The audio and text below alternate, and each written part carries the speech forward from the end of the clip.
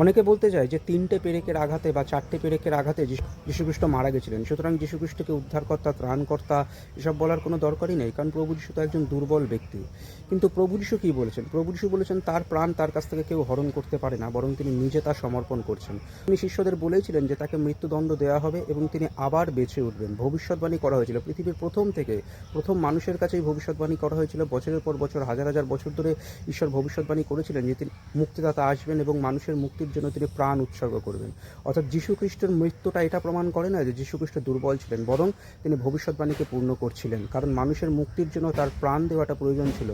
মানুষের পাপের ক্ষমার জন্য তিনি নিজের জীবন উৎসর্গ করলেন, 3 দিন পরে বেঁচে উঠলেন।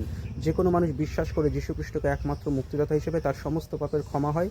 সেই ব্যক্তি ঈশ্বরের আত্মিকভাবে জন্ম দেওয়া সন্তান হয়। ঈশ্বর তাকে ঈশ্বরের রাজ্যে গ্রহণ করবেন, কারণ সেই ব্যক্তি বিশ্বাস করার সাথে সাথেই আত্মার মুক্তি পেয়ে গেছে।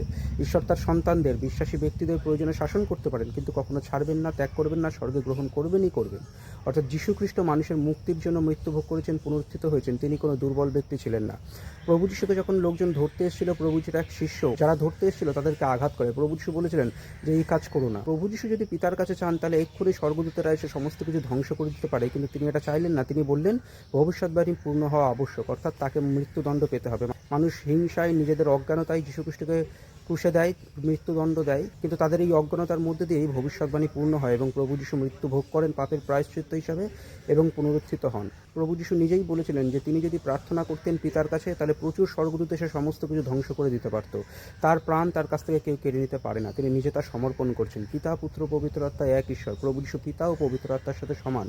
তিনি মানুষ হয়ে এসেছিলেন বলে পিতার কাছে তিনি মানুষের মতো প্রার্থনা করতেন। তিনি পিতার সাথে সমানই, তিনি চিরকাল অস্তিত্বশীল, চিরকাল ধরে আছেন। অর্থাৎ যীশুখ্রিস্ট কোনো দুর্বল ব্যক্তি ছিলেন না যে তাকে 3টে পেরেকে মেরে ফেলা হয়েছিল, বরং প্রভু যীশু আমাদের পাপের মুক্তির জন্য নিজের জীবন উৎসর্গ করেছে। প্রভু যীশু পৃথিবীতে আসার আগে যারা ছিল, যে সমস্ত মানুষেরা ছিল, তারা বিশ্বাস করতো যে মুক্তিদাতা আসবেন ও মুক্তির কাজ করবেন। প্রভু যীশু পৃথিবীতে আসার পর যে সমস্ত মানুষেরা পৃথিবীতে এসেছে, তারা বিশ্বাস করে মুক্তিদাতা এসেছেন, মুক্তির কর্ম করেছেন। অর্থাৎ মুক্তিদাতার উপরে বিশ্বাসেই মানুষ পরিত্রাণ প্রাপ্ত বা আত্মার মুক্তি প্রাপ্ত হয়।